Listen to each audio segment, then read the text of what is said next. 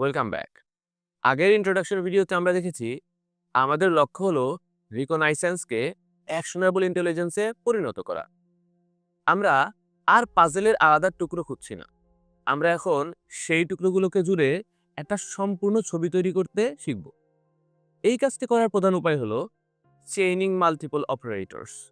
Chaining মানে হলো একটি ডরকে শুধু সাইট বা শুধু ফাইল টাইপ ব্যবহার না করে এইসব অপারেটরকে একসাথে একই কোয়েরিতে জুড়ে দেওয়া। ব্যাপারটা এভাবে ভাবো, তুমি তোমার কোম্পানির সেলস ডেটা ফিল্টার করছো। তুমি শুধু সেই ইনভয়েসগুলো দেখতে চাও যেগুলোর অ্যামাউন্ট 10,000 টাকার বেশি, এবং যেগুলো ঢাকা জোনের এবং যেগুলো গত 7 দিনে তৈরি হয়েছে। এই প্রত্যেকটা এন্ড হলো একটা ফিল্টার।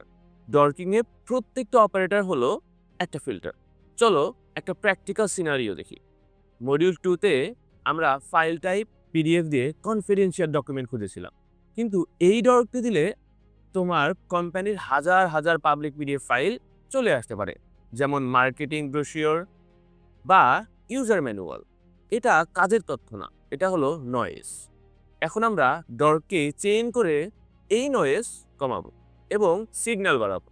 ধরো তোমার অবজেক্টিভ হলো এমন পিডিএফ খুঁজে বের করা যা ইন্টারনাল হিসাবে লেবেল করা আছে। তোমার ডরটি হবে site yourcompany.com file type PDF in title quote internal unquote. চলো এই চেইনটি ব্রেকডাউন করি।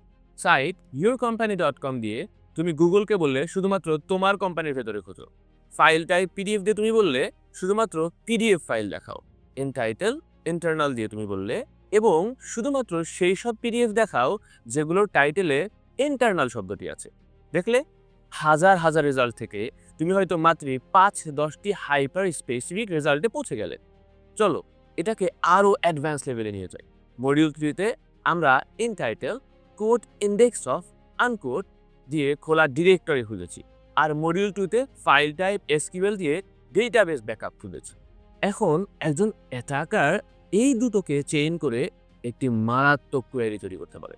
Site yourcompany.com intitle quote index of unquote file type SQL. এই ডরটি গুগলকে বলছে আমার কোম্পানির ভেতর শুধুমাত্র সেই সব খোলা ডিরেক্টরি খুঁজে বের করো যেগুলোর ভেতরে সরাসরি এসকিউএল ব্যাকআপ ফাইল পড়ে আছে। আমরা এটাকে আরও স্পেসিফিক করতে পারি। Site yourcompany.com intitle quote index of unquote file type SQL in text quote user underscore dump unquote. এই ডরটি দিয়ে তুমি এমন একটি এসকিউএল ফাইল খুঁজছো যা একটি খোলা ডিরেক্টরিতে আছে এবং যেটার ভেতরে কোড ইউজার আন্ডারস্কোর ডাম্প আনকোড কথাটি লেখা আছে। এটাই হলো অ্যাকশনেবল ইন্টেলিজেন্স। তুমি এখন আর শুধু সম্ভাব্য দুর্বলতা খুঁজছো না, তুমি একটি কনফার্মড ক্রিটিক্যাল ডেটা লিক খুঁজে বের করেছো। তাহলে মূল শিক্ষাটা কি? ডর্কিং এর আসল শক্তি কোনো একটি অপারেটরে নয়, এর আসল শক্তি হলো এই অপারেটরগুলোকে ক্রিয়েটিভলি কম্বাইন করার মধ্যে।